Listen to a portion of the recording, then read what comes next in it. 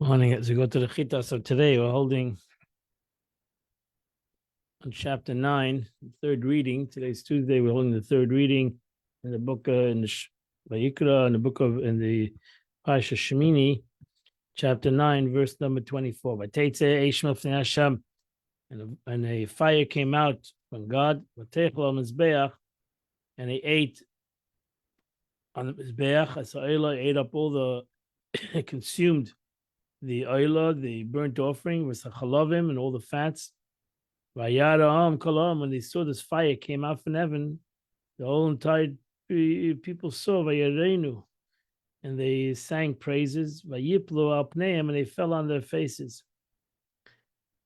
Yarenu is an interesting word. Is that we translate like the Targum says that they praised. Yarenu that they praised that they saw that God has accepted their sacrifice.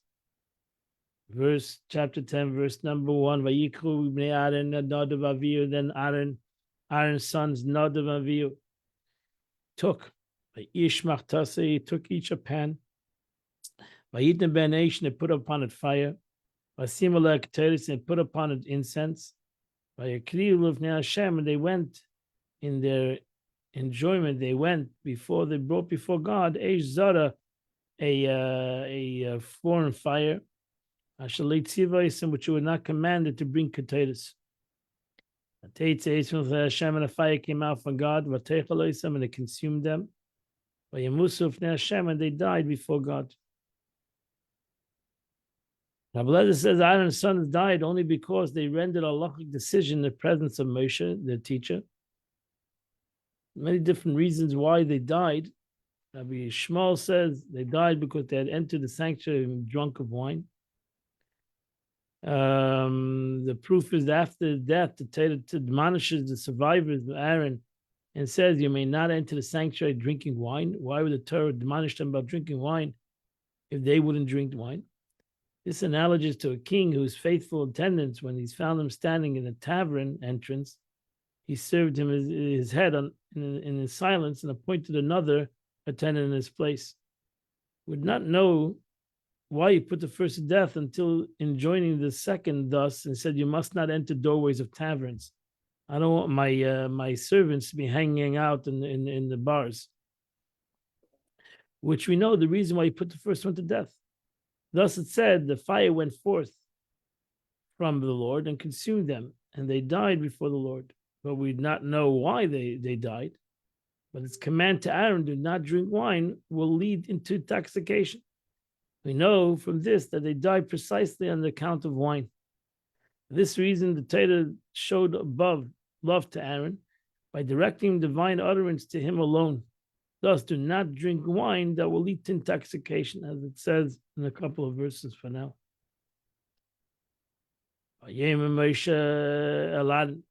And Moshe said to Aaron, Hu Ashdiba Hashem, this is what the Eibishter said.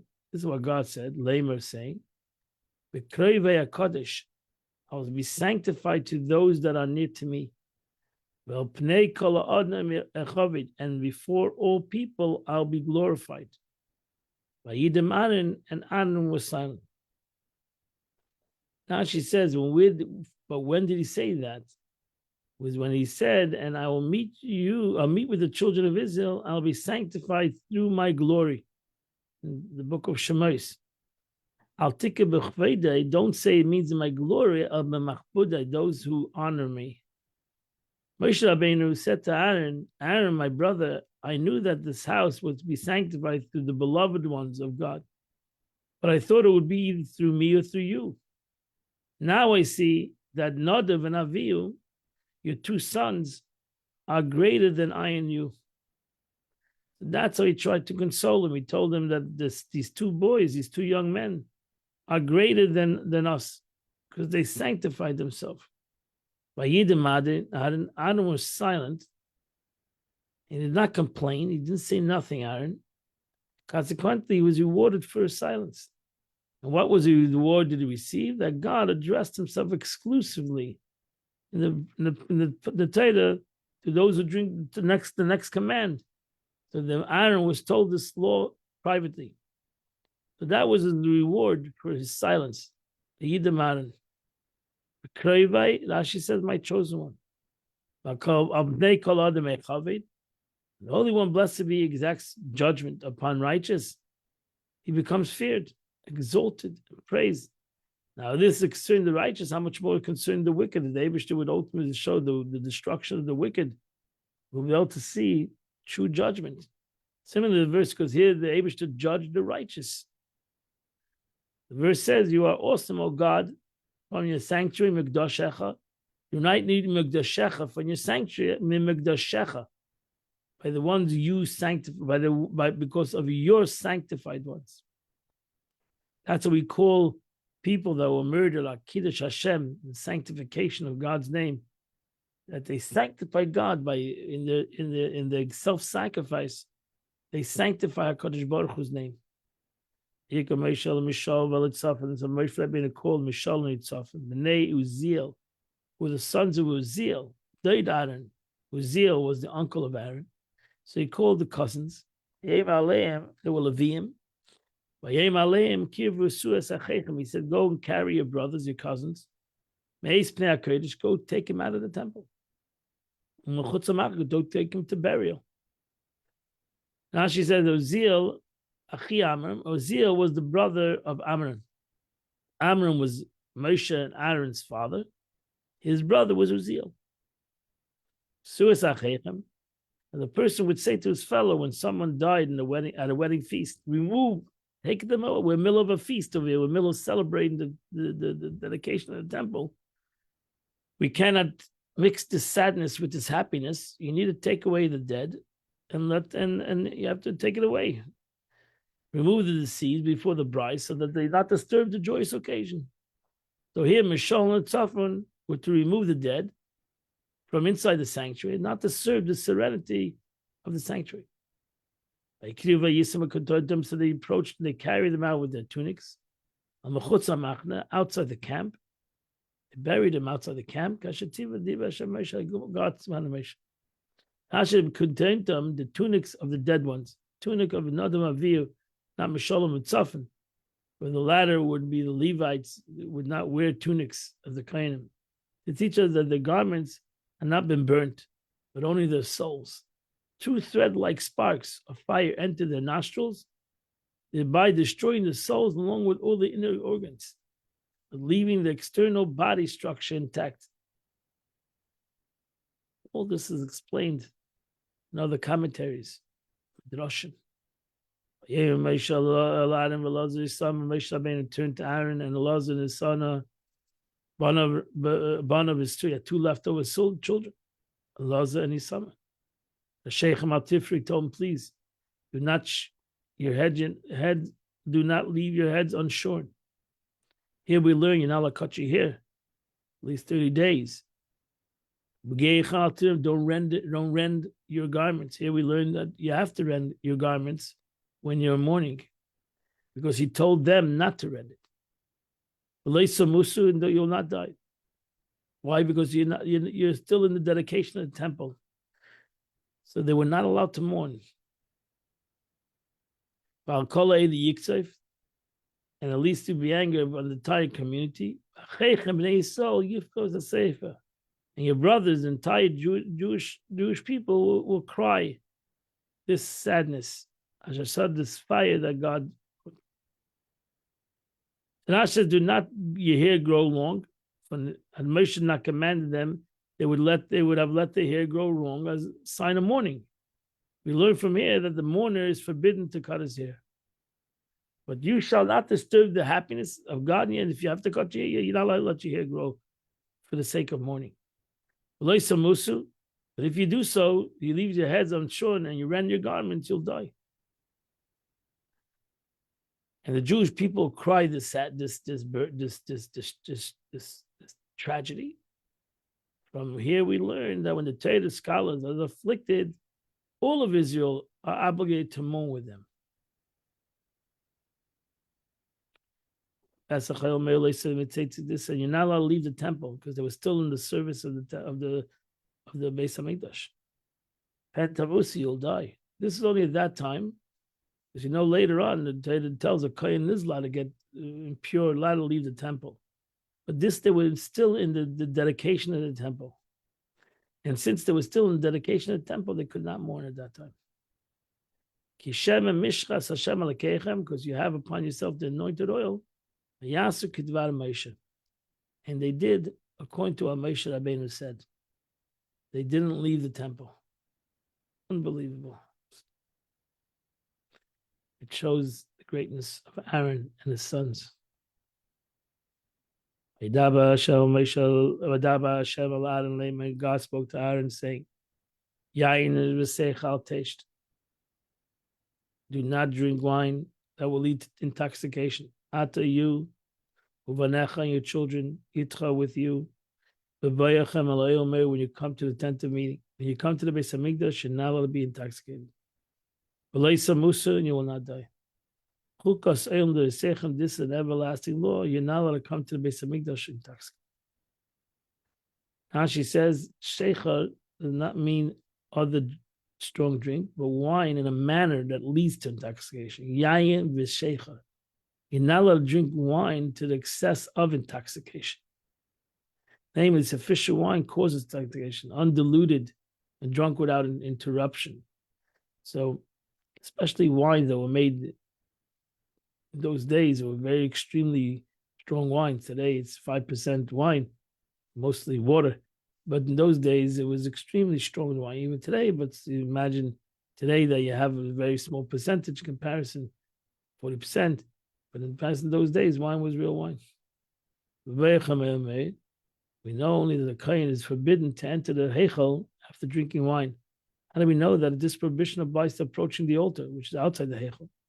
The answer is, here the now verse, it speaks of entering the tent of meeting. Regarding washing the hands and the feet, the wash basin, it says also entering the meeting, and also mentions also it's also the tent of meeting. So you have Gzeira Shava. Now concerning washing, approaching the altar is regarded as similar to entering the tent of meeting. Thus like a kohen was not allowed to enter the tent of meeting without washing. He was not allowed to go to the altar also without washing. So you learn one from the other. Thus like concerning washing your hands to do the service with no difference between the temple and the altar, so too, there's no difference between the temple and the altar. You're not allowed to do any of the service in the Beis Hamikdash with being intoxicated. Verse 10, to distinguish between what's holy and profane, between what's unclean and clean. So Rashi says, so you'll be able to distinguish. You're intoxicated, you can't distinguish between what's holy service and what's profane. Thus, you have learned that if one performs a particular Aveda after drinking wine, it's invalid. The Aveda is invalid. Verse 11, and you instruct the Jewish people.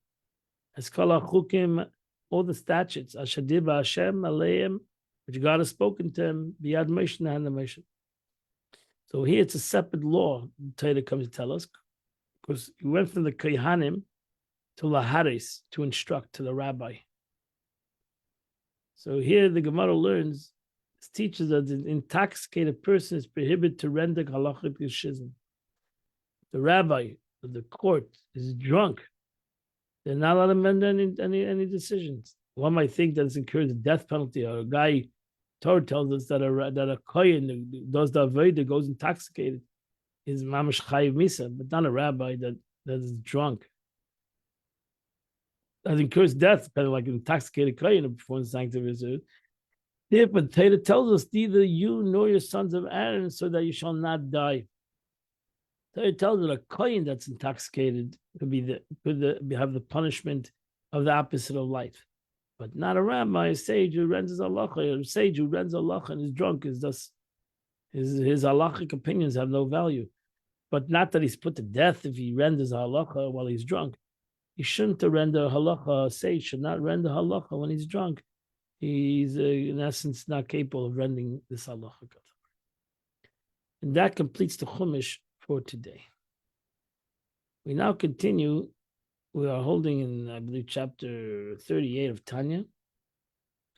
The Alter Rebbe is explaining the difference between the guf and the neshama. The guf was created by God. The neshama was created by God. They're both in essence a creation. One is more physical. The other was more spiritual. But the truth is, to God, both of them are physical. Both of them are creation. So in truth is, both are a concept of a hiddenness to God. Both are a concept of a contraction to God, whether it's spiritual or physical. They're both a concept of Hester Panim, as the Alter Rebbe says. So what's the difference between the soul and the body? To God, it's like no difference between the soul and the body. Both of them are equally creation. God is the creator, and he created the spiritual, and he created the physical. Both are creation. Both are hidden from God. So in essence, what's the difference? More hidden or less hidden? Hidden is hidden. Something is that's more revealed or less revealed. What's the difference to God? More revealed or less revealed? Both are unrevealed. So what's the difference to the Abish who ain't safe? Something that is a billion or it's a million. Ain't safe to infinity. What's the difference between a billion and a million? No difference. Same thing. What's the difference to God, spiritual and physical? To the Abish, both of them are irrelevant to him because he's infinite. So therefore, the Abish, right, to God, there's no difference between the physical and the spiritual. Because both of them are creation of God. So why should it make a difference to us? The difference between the body and the soul. They're both they're both, as the Alter Rebbe uses the expression here, Hester Panim. They're both a concept of hiddenness. The body is hidden from God, and the soul is also hidden from God. True, in terms of concealment of God's continence, meaning the degree in which the continence of the inner aspect of the divine life force is concealed, the light, meaning the divine creative life force, is the same in the body, both in the body and soul. It's concealed quality in both. So what's the difference? What's the difference whether in the body it's more concealed, to the soul it's less concealed? Concealed is concealed. And both are concealed. So what's the difference? Ulavushim shavim, the garments in which the light hides, which is concealed, and clothe itself are identical in the body and the soul. They both have levushim. Levushim means garments. They both have levushim. They both are in a concealed manner. Because just like the body cannot handle revelation, the soul cannot either handle total revelation. So the soul is less revealed. I mean, the body is less revealed, and the soul is more revealed, but still not total revelation. Because both the body and the soul is from this world. That's it. Your body and soul are both creation.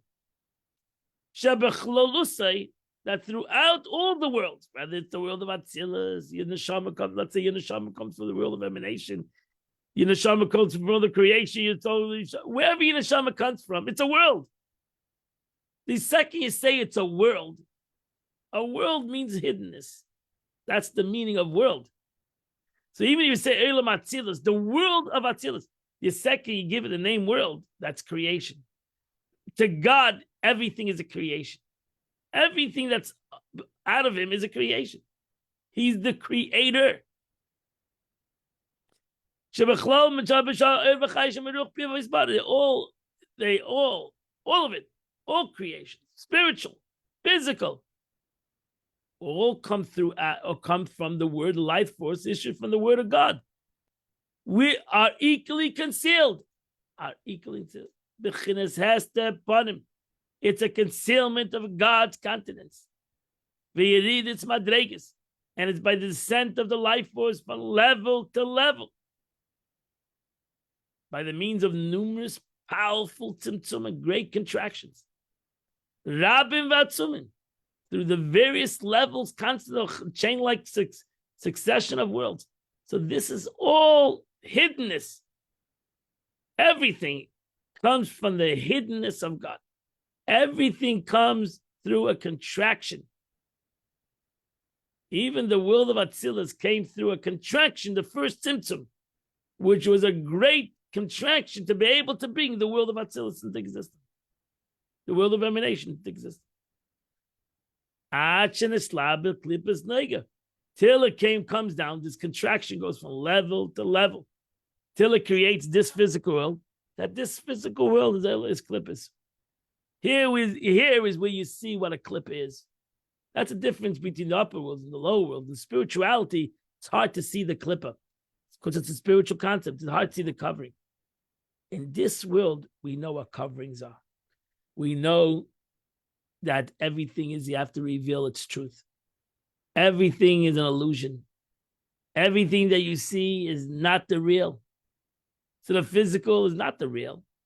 The physical is what gives it life. So you look at something physical, you know right then and there that this physical thing doesn't have existence. It didn't have a spiritual entity. So what's real? Is it it's physical that's real, or it's spiritual that we have this illusion? So we have this even scientifically. They say molecules, everything is molecules. You know, everything is moving. You look at one thing, you think it's stationary. It's not really stationary. It's not. It's an illusion. It's what your eye sees. It's what you comprehend. It's the way you see it. So this world we know is mole klippas. That's why it says, don't judge the book by its cover. You don't know a person until you can go within him. Right? He's hidden. What is the real person? That's why you're not allowed to judge anybody for that reason. You don't know what's going on in his essence. As the Alter Rebbe says, how can you judge a person? You know what he's going through in life. You know in a situation, nobody knows. He knows, but you don't know. So you don't know what that person is going through in his life. So how can you go judge anybody? Right? So everything is like hidden. What is it? Do we really know somebody else? Do we really understand somebody? No, we don't. Because every person is hidden himself. But hopefully, it's all a klippas neiga. It's a hiddenness that can be revealed, Baruch Hashem. We're not in a hiddenness that cannot be revealed. Klippas, the hachas, kulam, eilam hazeh, this whole world is klippas neiga, Baruch Hashem.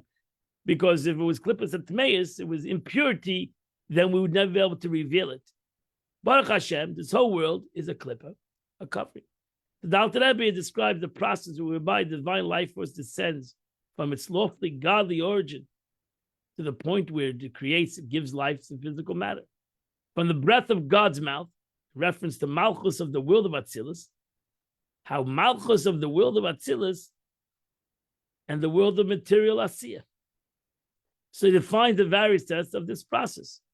Descent from level to level. Number 2, numerous tzimtzumim, not only levels, but great contractions. Number 3, powerful tzimtzumim, not just numerous, they are extremely, extremely, very deep. Number 4, they ultimately clothe itself in this klippa neiga, in this covering that has the capability of shining. So let us examine them individually. Descend from level to reach down to the level of Asiya. The life force must descend from world of Atzilus, world of emanation, to the world of Bria, thence to the world of Yitzira, and finally to the world of action. Within each of these worlds, there are many levels, right? Because you have Esesfiris in each one of these worlds. So it has to go from Chachma to Bina, to Das, to Chesed, Gevurah. So within the world itself, you have many levels. And the life force must descend through them all, reaching to the next world. You have to go to the Malchus of this world to the next world. Then you have numerous of tzimtzumim. Each descent of the life force entails a contraction of the light, and the life force lessens its intensity. That's all. What is the contraction? It basically diminishes its power. By the descent of the tzimtzum alone, no matter how many numerous, we still not make it possible the creation of physical beings.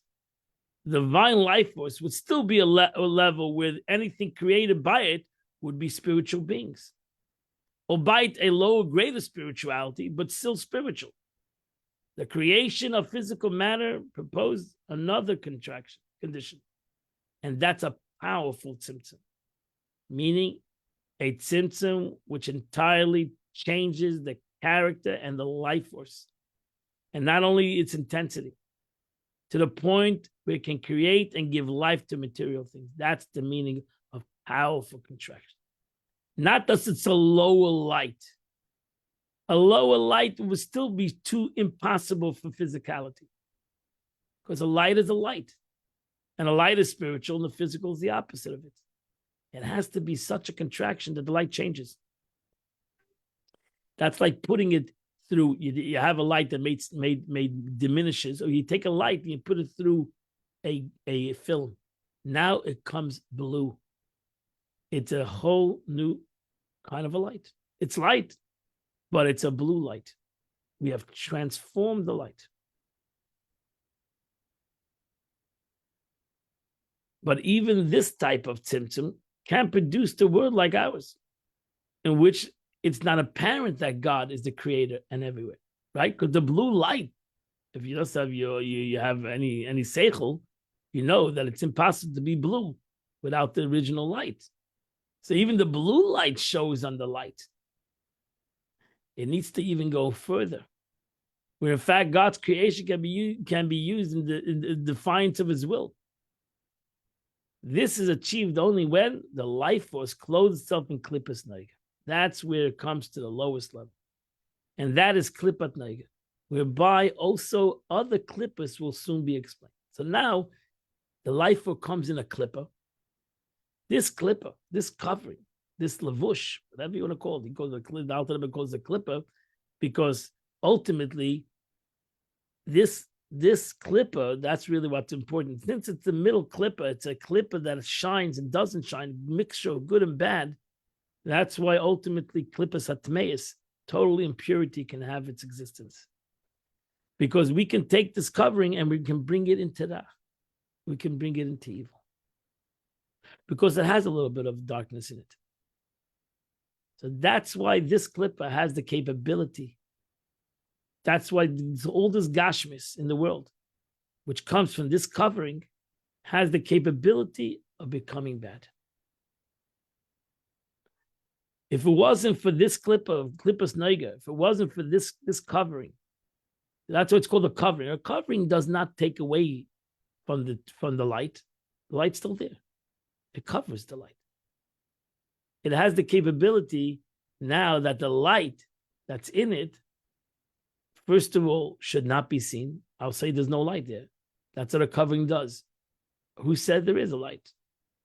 And number two is, now since I can say that there's no light there, even though there is a light, because it's only a covering. So it's only a covering. If I take away the covering, I'll see the light. But I decide not to take away the covering. I decide to keep the covering. Why? Because now I want that it should be dark. I want to have a covering because I want darkness. For some reason, I'm enjoying this darkness.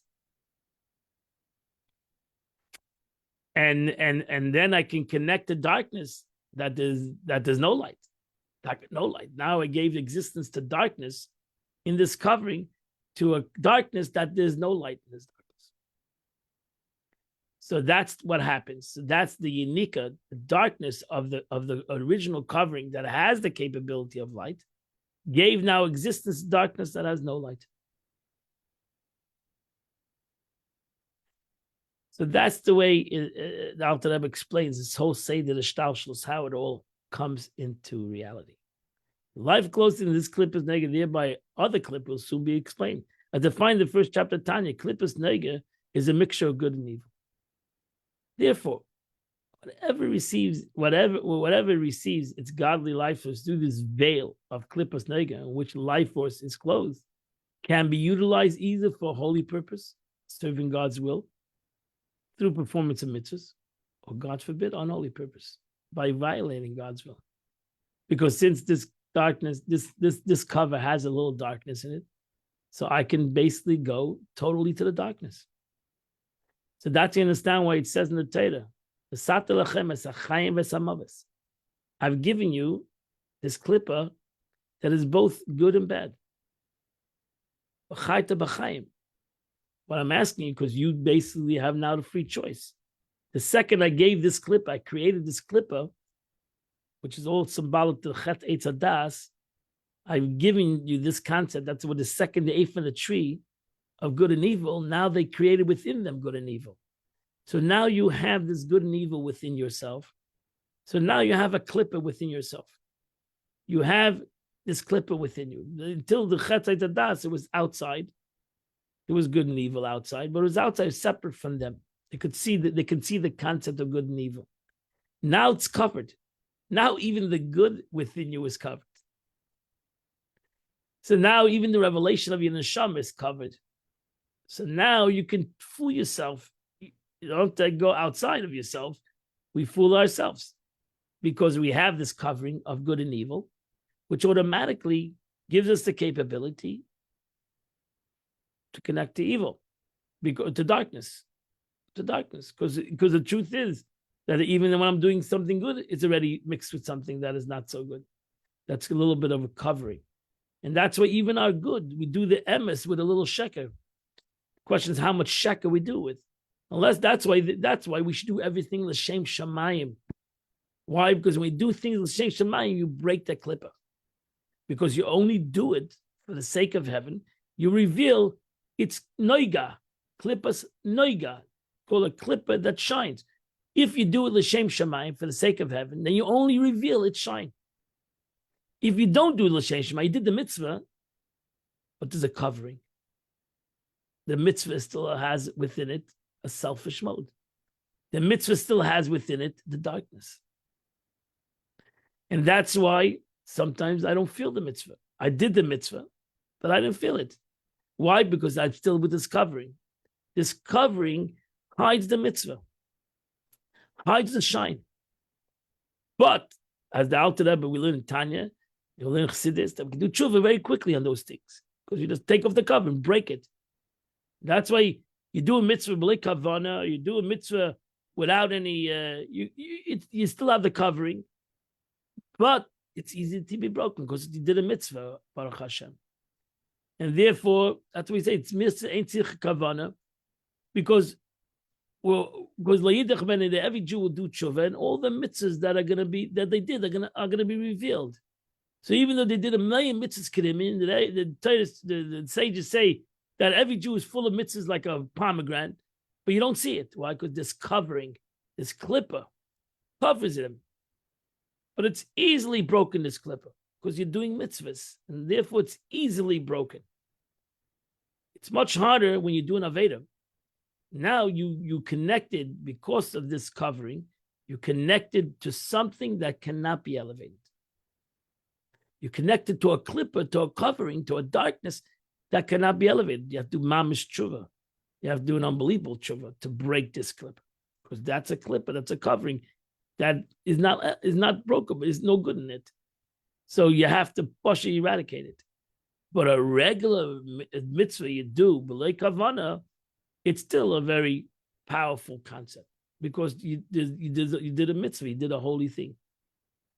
So in summary, you understand this beautiful thing is if you understand this, you'll understand the whole process of Torah mitzvahs and in general, what the whole process of why we were created in a certain kind of a way, in this kind of a way, or really why Adam and Chava wanted this.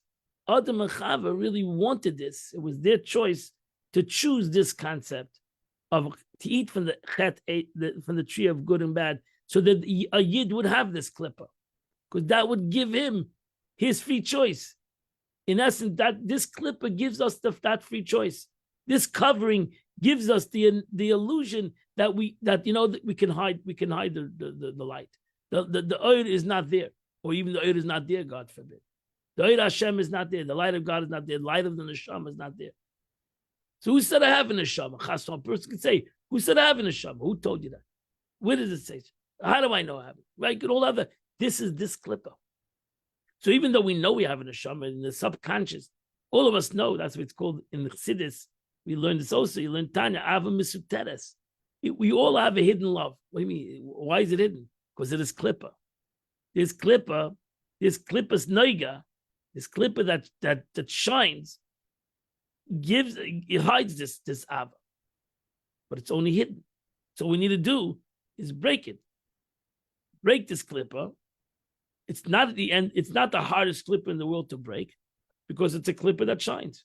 So reveal that klippa and understand why God gave you the klippa. Why did God do that? And if you understand why God did it, then you'll understand why it's easily broken. The Eibishter gave it to each and every one of us that we should overcome it and break it. If the Eibishter would reveal our neshamas, then we wouldn't have a Avedas Atzmai. We wouldn't have our own service. We'll do what is right naturally. Once the neshama is revealed, we do what is right, because that's what the neshama wants. As we learned, the neshama, the godly soul, wants one thing: is do godliness. He doesn't have any other agenda.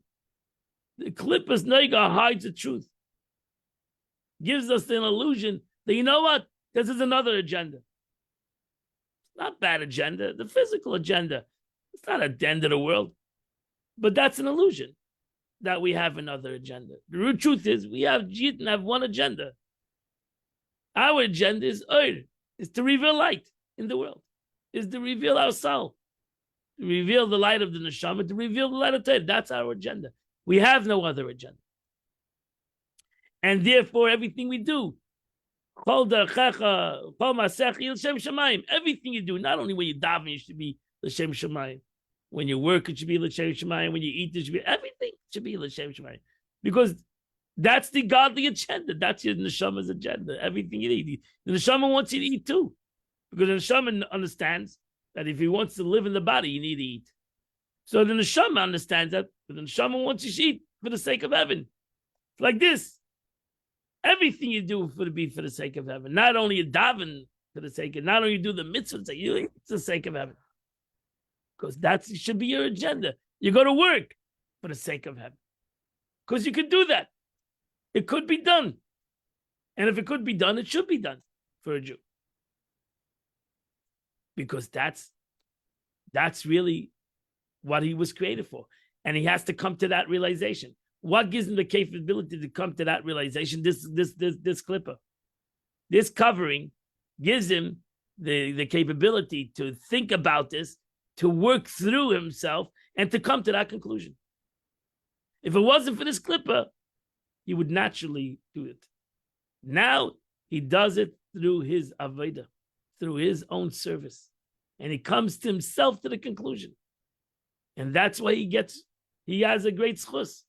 He has a great schus because he came to the conclusion. Really, that's what the truth is. But he came to the truth. He came to that conclusion. And that's the beauty of klippas neiga. And that's the beauty of this klippa. The negative of this klippa is that it gives us the capability to go bad. It gives us the capability, chas v'shalom, to go worse, to actually do Avedis. Because once there's a klippa, once there's a covering, now I can say there's no God, chas v'shalom. I can come to the conclusion that it's not there, because it's covered. Again, Alter Rebbe now distinguishing between the permitted and forbidden objects. Former receives the life force directly from klippas neiga. The latter, to receive godly life force clothed in klippas neiga, it must first ascend still further to be veiled in the three klippas of Torah. And that's the negative. So the positive is that even if I do something shlei l'shem shamayim, I don't do an aveda, but I did it for my selfish reasons, it still has the capability of easy transformation because it didn't go to the realm of evil. But this klippa gives me the capability, God forbid, to do an aveda. And the second I do an aveda, I do a sin, God forbid. Now I've taken this darkness and I made it darker. So it's darkness that the Eibishter gave me, this darkness, this cover. Now I go to the next level. I bring it to darkness. That's a sin. God forbid. It's not kosher. I did a sin. Now I've stepped to the realm of darkness that is completely dark. And that only capability came through this covering. Because I have to begin with a klippas neiga. That's to understand why a tzaddik can't sin. A tzaddik can't sin because he doesn't have klippus naiga. He doesn't have any darkness. So how can he sin? It's impossible. That's why a tzaddik sins in the concept of spirituality. But he cannot sin a tighter sin.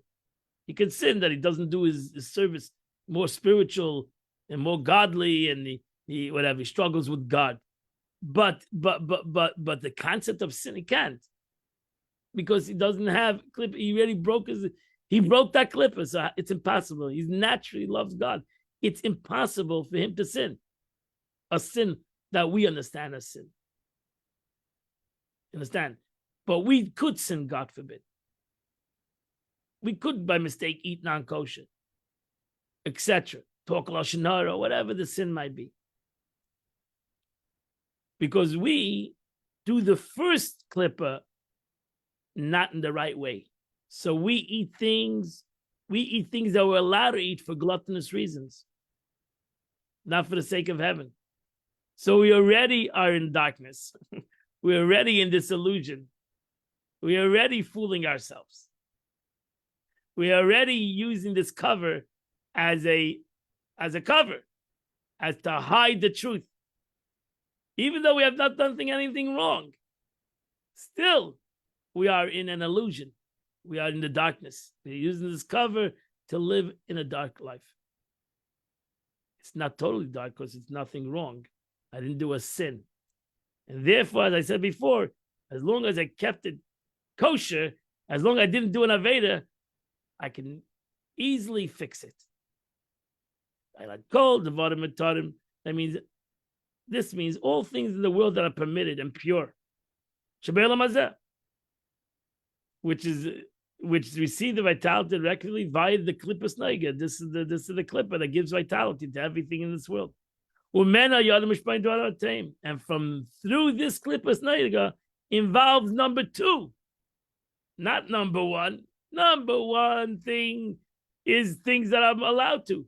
But now this klippa, this middle rung, gives the capability, and not only the capability, but ultimately the life of all impure, forbidden things, which derive the vitality from three klippas, with the three impure klippas. Yet the vitality two stands for noiga. Ultimately, where do they receive their life? Where does impurity receive its life? From this pure klippa. That's because this pure klippa has a tinge of darkness. It has a tinge. It has a shemitz of darkness. Because I'm doing it shlei l'shem shamayim, not for the sake of heaven. Because this is in Temida level between holiness, where all life originates, and the three impure klippas as mentioned above. So we can conclude that there's no difference between the life force of the soul and that of the body in terms of revelation or concealment, since the body and soul are of this world. The life force is in them is equally concealed in a veil of klippus naiga. So what's the difference? Nevertheless, the godly illumination.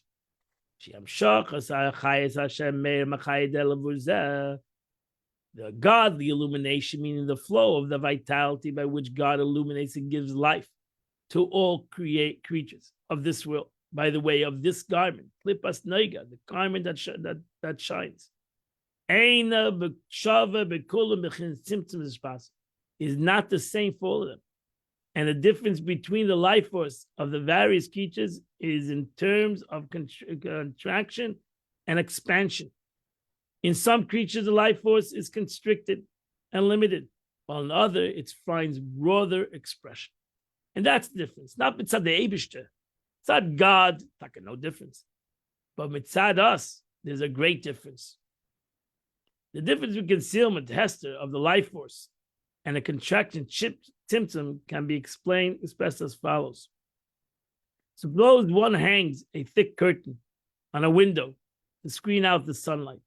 The light entering the room through the curtain will be of entirely different quality. In fact, it might be described as a mere echo of the original light.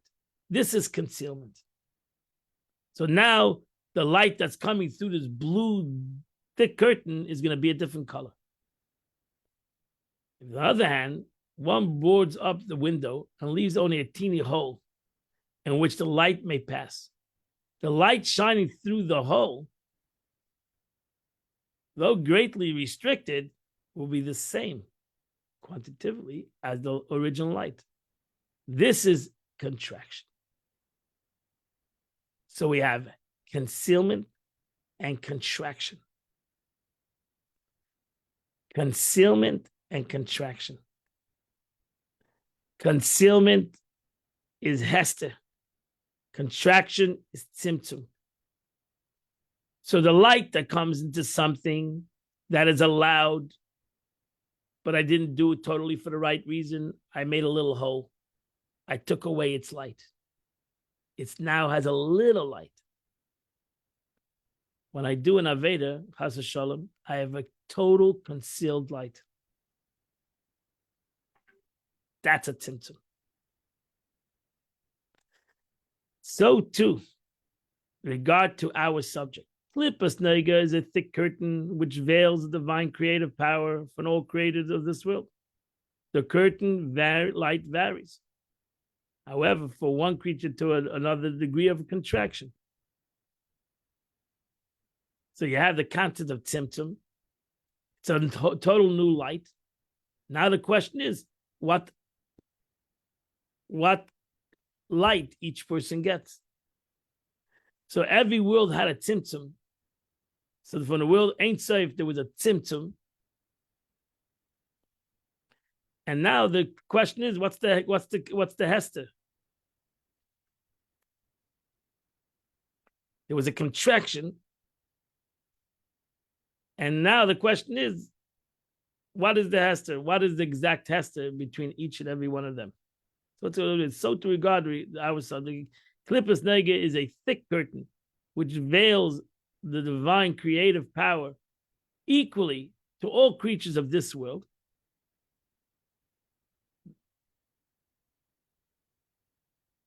The constrained light varies. However, from one creature to that's different. So the Tzimtzum is a total veil, a total concealment. That's the complex of a klippa. It totally conceals. But the Tzimtzum, the contraction, is different to each and every individual. So the contraction is how big the hole is. And that's where it differentiates between one entity and another entity. So you have two things in every world. You have the concept of Tzimtzum, and you have the concept of Hester. And as the Alter Rebbe now goes on to enumerate these differences, but that's where the Chitas ends today. So you'll have to wait till tomorrow to continue this thought. But the Alter Rebbe gave us enough over here to think about in this concept. Learn it a couple of times so that you'll be able to get ready for tomorrow when the Alter Rebbe will continue this concept more. Today is the 23rd day of the month, which is chapter 108 to chapter 112. We do those 5 chapters, we do the Chitas of the day. Wish you all a great day, and make sure I'll see you all tomorrow, 8 o'clock. We'll continue the Chitas.